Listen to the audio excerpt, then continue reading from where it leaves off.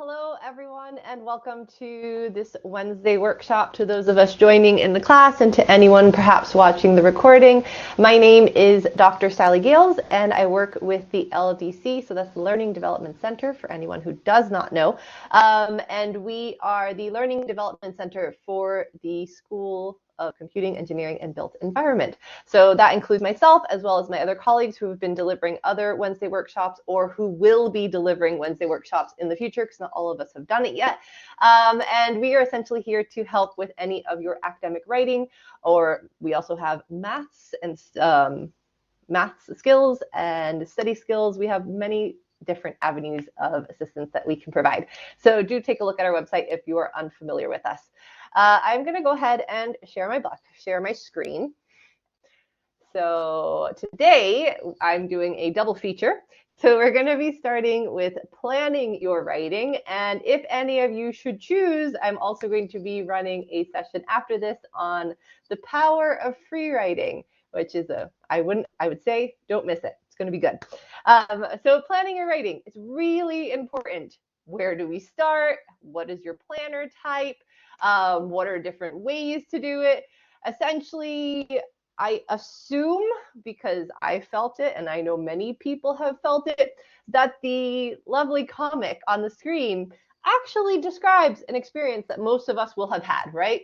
You're like, yes, I've got this. I'm going to plan this. I'm going to do this. And then the night before comes and you just want to scream. And so let's talk about this idea of planning. So we're not going to necessarily talk about time management planning, although if that's something that is of interest to the group, that is something that we could put on, but we'll go down to that line later. We're talking more about planning our writing within this session. So what can a plan do for you? So a plan is a really important part of the writing process. Now, we're going to see in the next slide that there are actually 4 different types of writers, right? Essentially, there's 4 different types of approaching a written assignment. But for academic writing, for the writing that you're being expected to do here at GCU, it is really critical, and it would really help your stress as well as your success if you take the time to plan ahead of time. The reason for this, you want to make sure that you kind of don't rush the planning process. You want to take your time to create a detailed plan, because what it's going to do for you is if you make that detailed plan at the start, when it comes time to write, you're saving time, because there's no ambiguity, there's no question, there's no, oh, what do I do with this? I don't have evidence for this. What am I going to do? You have a map laid out that you've created that you can just follow step by step and focus on the actual craft of writing. That being said, I do want to say that even if you make a plan, your first draft does not have to be perfect. That's something that many people, it used to be me, not anymore, it inhibited my ability to write, right? I had this idea that, oh no, I was only going to write this once. I was never going to touch this again. And therefore, every single word and every single thing that I did had to be absolutely perfect. It made writing miserable. It made it terrible, because there was so much pressure, and I would just keep getting stuck on a word or on a sentence, and I would never move past that word or that sentence. And so it was a terrible experience. Editing is where you'll make your words sound good. That's essentially how it goes, okay? So your first draft is just to take your plan and put it into the format of a report or an essay, and then you have at least one edit to just polish it up, right? So that way, each step of the way, you're only focusing on planning, creating or forming, and then polishing. You're not trying to multitask all of these things at once. That's when we become miserable. When we plan, it helps us create a clear and coherent and well-structured essay, and that makes your course tutors happy, your program leaders happy, which means that you get a good grade, and that makes you happy. So that's why planning, again, is really important. It can also help you stay focused. So all of your reports will have a prompt or a question that you are attempting to discuss or to answer. You want to make sure to give yourself the best chance of getting that good grade. You want to make sure that you were always on topic, that you were always answering the question that was being asked of you. And so by planning, by having everything not formatted as paragraphs and sentences, but more keywords and kind of bullet points, we can make sure to filter out anything that's tangential or that doesn't apply, and we can make sure to build up the things that are important. So I talked about different writer styles. So there are 4 different writer styles, and this was developed by Krem and Leah back in 1997, and it's just used to describe kind of the way that people tend, because we still do, they approach a written assignment. So if we start with the diver, as the word kind of implies, they go right in.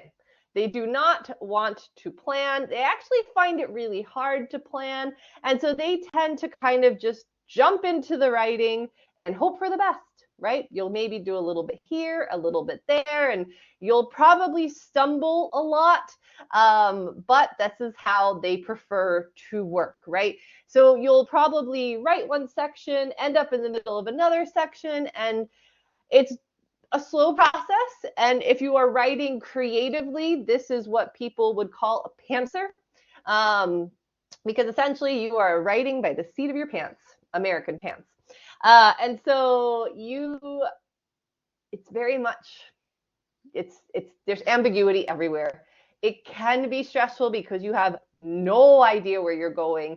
And while I have been guilty of being a diver writer within university when I was doing my bachelor's, I really don't recommend it as a actual style or process for any of you today. Okay, so if you've done it, you've done it. That's fine. You know it, and you'll know it in your heart.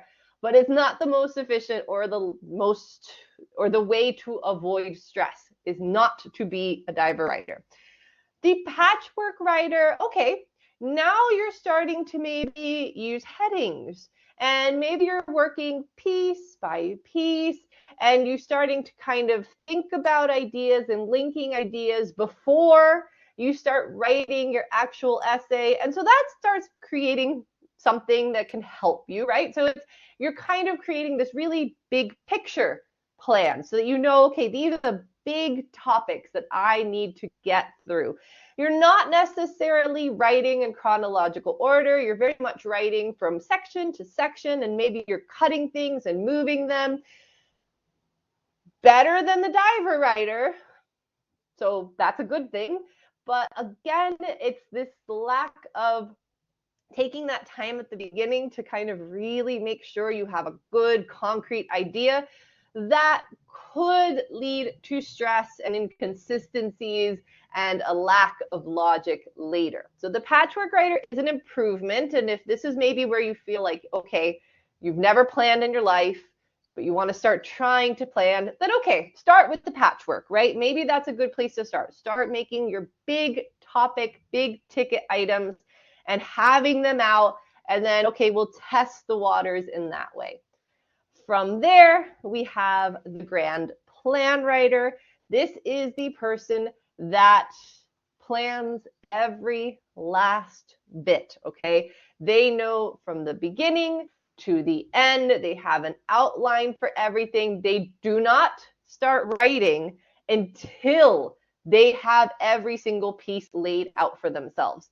So it's going to take this person a bit longer to start the actual writing process, but this person, maybe one time that they'll need to edit, whereas the diver writer, they're going to need to edit like 5-10 times because they're thinking and writing at the same time, right? So no matter what, you're always going to have to do the work. And so it just turns into, are you doing the work at the end of the process, or are you going to do the work at the start and then just leave the writing a quick polish and you move on, which is nice. It's nice for academic writing to be this kind of writer.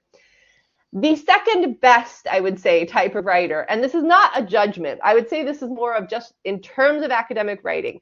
If you are a creative writer, and I am a creative writer, within your own free time, none of these are wrong, okay? None of these are wrong. It's just the style of way how you prefer to write creatively. But since we're writing about academic things and we are asked to be writing reports or essays, there are better ways to approach it, and that would be the grand plan writer or the architect writer. The architect writer, the way that they work is they're not as detailed as the grand plan writer. Instead, what they do is they create a sort of skeletal structure. So we have a loose plan. We haven't filled in every single detail and sentence and piece of evidence, but we do have a skeleton that we can then kind of build upon, right? So think about it yourself. I'm not going to ask any of you, but really think about your processes up until now.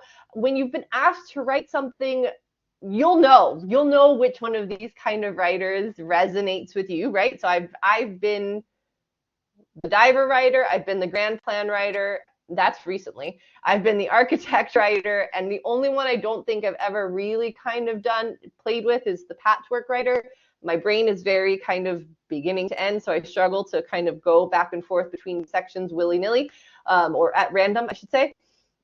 So think about your process. Think about which one of these styles have you tried, and think about how it worked for you, because just because it doesn't work for me, and just because I give you these sorts of advice or this guidance doesn't mean there's one fits all, okay? There is absolutely, each person will find the solution that works best for them. So think about what you are, think about how it went, maybe try the next time you have an assignment to try one of the other styles, and again, self-reflect at the end. Did it work better? Did it work worse? So this idea of planning versus drafting is this is kind of a breakdown of whether you're a diver writer or the grand planner. So the grand planner plans first, writes later. The diver writes first, but then they end up writing many more drafts.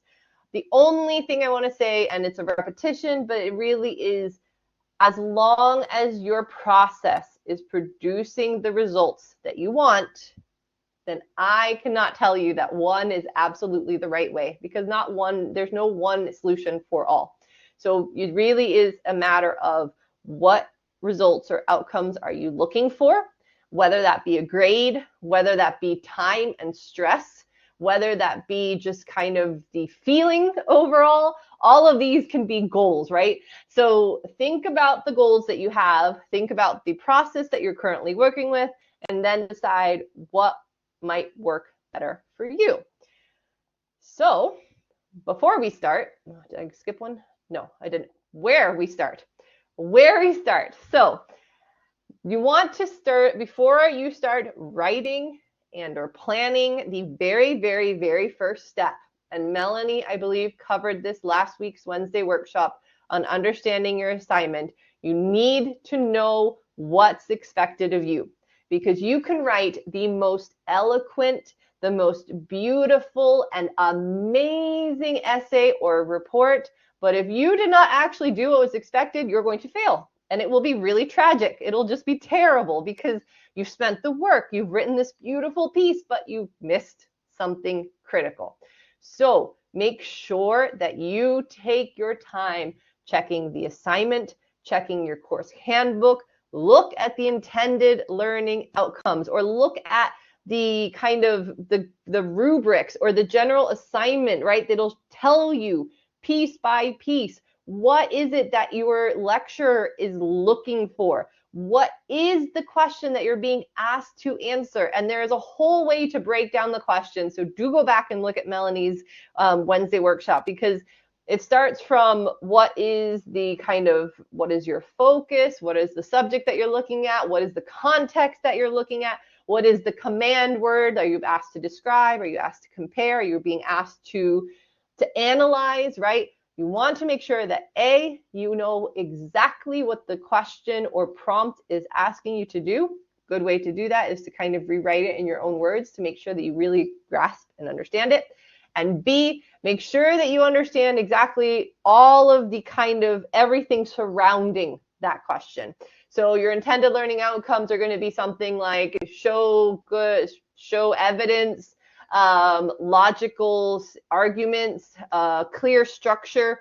Make sure you know how to provide all of these things. So again, you can get that good grade.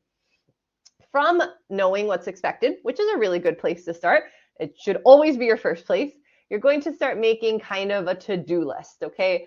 I like doing it on paper. It is just because, honestly, I find it very satisfying to get a marker and kind of cross out each thing.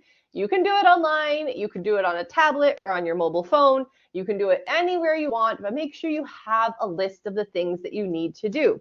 So this can start, your first thing can be, understand my question. Boom, check, done. From there, you're going to want to maybe, your next question will be, okay, find relevant journal articles, find relevant books, and you can visit your course, or your course tutor, your project program leader might provide you some books within the course. So that might be in your course handbook. Maybe you have to go to the library, but you want to see what research is out there. From there, your next task, you need to do some reading. You need to do some note taking. You need to see, okay, what are other researchers in this field saying about the topic that you are currently attempting to write about? Because if you're being asked to say, okay, should trains be free? That's the question. You might have a gut instinct that, yeah, absolutely, they should be free for everyone, but put a pin in that. Don't go with your gut right away. First, do some reading. First, go and look and see what evidence is there for this topic. And as you do that evidence, you go, oh, wait. There's another condition. So maybe they should be free if it's not for profit, or it should be free if it's for profit, right? Or it's in the north or in the south, right? There's always one other condition in there. Once you have read a few articles, and by reading, I don't mean beginning to end, I mean kind of glancing at an abstract, looking at a conclusion, reading with purpose. Once you've read with purpose a few articles and you've gathered enough information, you can start saying, I have 4 papers that argue that, yeah, trains should absolutely be free for the public. I only have 2 papers that say trains should not be free for the general public. Which essay is going to be easier to defend? Well, the one with the more evidence. So if that was your instinct in the first place, fantastic. That means you won. If your instinct was to say no, but you find more evidence for yes, I would advise to go for yes. But if you're really adamant on doing what you wanted to do, then that means you're going to need to do more research. And you're really going to need to come up with a really strong evidence and argument for why we're going against all the evidence that is available. So task list, right? So we're going to start reading. We're going to start, again, all that, what I just described was kind of the mind mapping and analyzing the data. And then you're going to start planning your structure. So this is going to start outlining, or we're going to talk about a method, I believe, at the end of this, snowflake method. And then we're going to kind of start creating the draft, and always leave time at the end of before it's due to edit and proofread your work. In the beginning, when you're planning, try not to worry too much about what your final report is going to look like. Don't be afraid to be a little bit messy. That's absolutely okay. What your main goal at the beginning is to get as much information as possible, as quickly as possible, because you want to have the time to kind of process that information and start creating solutions and ideas. From here, so once you've kind of done all of that, these are kind of things that you can start asking yourself. So we are going to assume you understand your assignment. We're going to have already had an instinctive response. But a really good thing to kind of ask yourself at the beginning is, what do you already know? Because you will have already known something, because you will either covered it within your classes, You will know it because it's something that's of interest to you, and thus you've already done kind of research, you've already been exposed to this sort of area of study. So what do you know? What do you need to find out? Are there holes in your knowledge? This is a good way. These are good questions to ask when you're going to go, before you go to the library. So that way you can use them to guide you, right? I already know this. Maybe I need one book to kind of give me that solid evidence to prove the things I know. But these things I don't know. How can I find them out? Once you have this, we're doing the process that I discussed, right? We're going to see, what have other scholars written? Are they all in agreement? Are they all in disagreement? Who has the majority? Do you ultimately agree or disagree? And from there, you're going to decide on your main point that you want to argue. The main point that you want to argue is directly related to the assignment question that you have been asked. In reality, you can take that question, turn it into a sentence. That's your main point, okay? So you want to make sure that your statement, your main point, your main thesis of this paper or essay or report directly relates to the assignment question.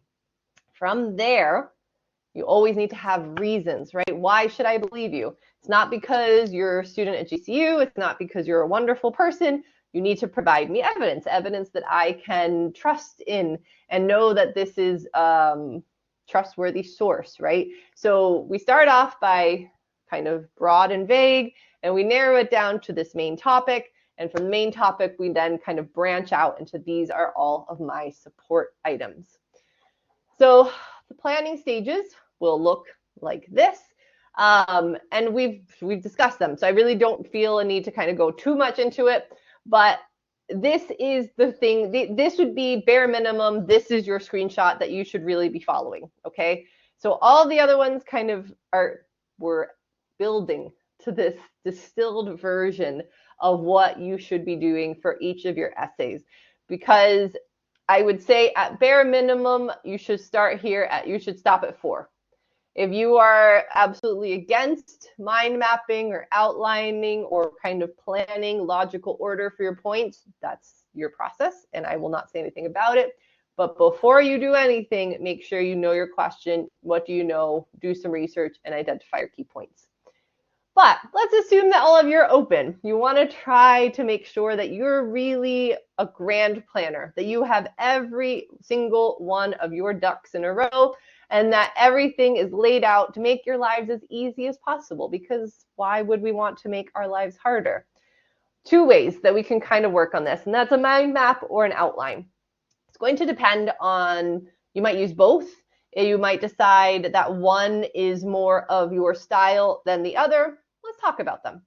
So mind maps, if anyone has not seen them, they look something like this, okay? They are more amorphous. They are not structured in a very kind of rigid way.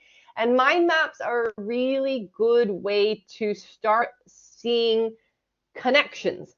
So at the center of your mind map, you're going to have what is ultimately your main topic. What is the main thing that you want your reader to take away? From there, you're going to start kind of branching out. Okay, what can you support this with? And you'll have some kind of ideas written around the main topic. I want to support it with X, or I want to support, so this was our center. So we have idea 1, idea 2, idea 3, right? You have these ideas, and I would suggest personally, and again, just a suggestion, but I would suggest a mind map's really good as an intermediary step between research and actually outlining. Because the mind map will kind of help you see, okay, what do I have? Because it can be a lot. It can feel like a lot of things that are like just left lying around and we don't know what the connections are. We can't see the connections. So a mind map can really start helping us see those connections. So maybe it's center, and then we have book 1, book 2, book 3, book 4, book 5. And then we start saying what they say, and we're like, oh, wait, this actually said, it's very similar to what this person says, and what this person says is actually really similar to what this person says. And we can start visually mapping the connections between the research items that we have already looked at. And from this, we can then kind of use it to create a more rigid or a more kind of chronological outline. There is more than one type of outline. So the detailed outline is like it sounds. This is planning out every single detail before you start to write, okay? This is really good to give you a map so there is no question as you go step by step, but it takes a lot of time to do a detailed outline. There is the skeleton outline, and this is like the grand architect, right? This will give you those big main topics, and it'll give you a direction so that at least you know where you're heading, but there are some gaps in between that you'll have to kind of fill in as you go along, but at least you have a direction. A beginning and end outline, you know where you're starting, you have your main topic, you know where you want to end, you know how you're like, this is where I want to end. I want to end with this conclusion, but you're leaving that middle up to the writing process. This I would probably say is similar to the patchwork writer. Good things, having these kind of beginning and end goalposts at least orient you so that you're not completely lost and staring at a blank sheet of paper, but not super great in that you're going to be doing a lot of writing and drafting in the middle because you're going to be figuring it out as you go along. The puzzle piece is absolutely the patchwork. It is you are writing in pieces. You don't care about chronological order. But the idea here, though, is this could work as an outline, because in an outline, you're not writing these lovely big sentences and paragraphs. It's an outline, right? It's shorthand, it's bullet points, it's whatnot. So if you want to do a puzzle piece outline, that could be a really great start. You could use note cards, and you could kind of use a note card to put an idea, and on the back, maybe add some notes on some research you've done. You lay the note cards out on a big wall, on a big table, on the floor, and you start making that puzzle come together. And so you can go from a puzzle piece, so seemingly chaos, but really you're recording and kind of trying to mind map, to a skeletal or detailed outline. So I would say a puzzle piece is a good kind of starting area to guide you to a better, more structured outline. We are going to talk about the snowflake method in the next slide. The idea is that you're going to start with a sentence, one sentence. And the reverse outline is really good for editing. So a reverse outline, you're going to write your report. Now, you can have done a detailed outline, a skeletal outline. You could have done any outline. You could have done no outline. But you write the report from beginning to end. You finish. You put the report away, and you come up with a, let's say, skeletal outline from memory of what you've written, right? So you're kind of outlining what you've already written without looking at what you've written. You pull out the writing, and then you compare the two. You compare the actual writing to the outline that in your head you think you've written. You might be surprised that actually there are some things missing from what you've written that you think you had written, but oh, you didn't. Or there are some things that are in there that you did not write in the outline, which is very common. So two ways to move from there. So if you've written something in the paper that you didn't write in your outline, this is a good point to stop and consider, do you actually need that? The only reasons that you need what you've written that you didn't outline is A, it is a critical piece of evidence, and without it, everything falls apart. B, if you take it out, even if it's not evidence, if it's an idea, if you take it out, suddenly your reader will be lost. If your reader is not lost, or if this is not evidence enough, there's a good chance you should probably get rid of it. And editing, you learn how to be cruel. You learn how to delete things and remove things or copy paste them onto another document, because that's what you need to do. You need to get rid of things as much as you need to write sometimes. If you've written something in your outline that you did not write in the actual essay, you're going to want to look and see, do you have the word count for it? Is it actually a better argument or a better point than what you've already written? You need to start kind of thinking critically about it and thinking about your audience and, okay, what do they need? What would be the best method for them? So reverse outline can be really good for your editing process. but the snowflake method. So the snowflake method is a different type of outline. It's not really an outline, but it's a kind of outlining. The idea is once you've done your research, okay, so this is after you've understood the assignment, you've done your research, you know what you know what you know, you've researched what you don't know, so you have a nice solid foundation, and you've come up with your main answer. That is your one sentence summary. So you've already done part one. The point and the goal behind this one sentence summary is to give us a nice big picture overview. So I'm going to use fiction, and it is Little Red Riding Hood, and the example is a girl delivering food to her sick grandmother must outwit a wolf intent on eating her. Okay, that's it, right? That's the whole story, because that is the whole story. No, I don't give away the end, so no, your topic sentence doesn't have to say the end result or the conclusions or the outcomes. It just needs to say, what is this report about? One sentence. Train fares should be free. Whatever it is, right? From your one sentence, you're going to do some free writing, which I'm going to be talking about in the next session. The idea for the free writing is that you're not going to overthink. You're not going to edit anything out. You're going to take all that you know about your topic and all the research that you've done, and you're going to list these things out on note cards and a Word document in any sort of order. Doesn't matter. The ideas come, you write it down. You can write down questions for yourself. If you're like, ooh, actually I need to do some more research here, go ahead, write it down. You want to create this large sort of database of statements and questions.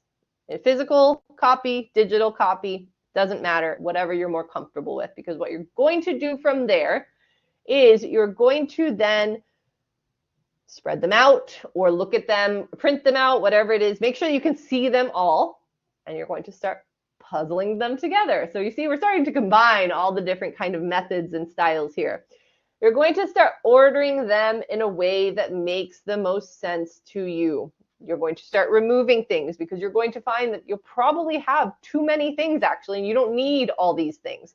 So you're going to start taking things away. You're going to find holes. So you're going to want to start adding things to your document. And at the end, you're going to end up with a map. Now, this is different from the puzzle outline in that once you have a map, you're going to create a 5-sentence summary or a 1-paragraph summary. So you're going to try to summarize your entire report in 5 to 6 sentences. Okay, 5 to 6. Sentence 1, you already have. It's kind of that one big topic. Well, it's an introduction. What is your topic, right?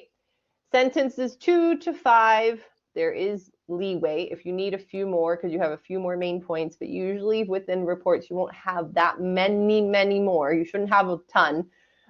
What are your main points? How are you going to support sentence 1? And sentence 6, or whatever the last sentence ends up being for you, is your conclusion. So what are you ultimately going to end? Because now you have the research, now you have the map, and now you have 1 paragraph. And this 1 paragraph is it. Now what you can do from this 1 paragraph is break that up. So each sentence becomes the main topic or main bullet point of an outline. How you can start adding evidence, right? So how can I provide evidence for 2, 3, 4, and 5? What context do I need to provide in sentence 1?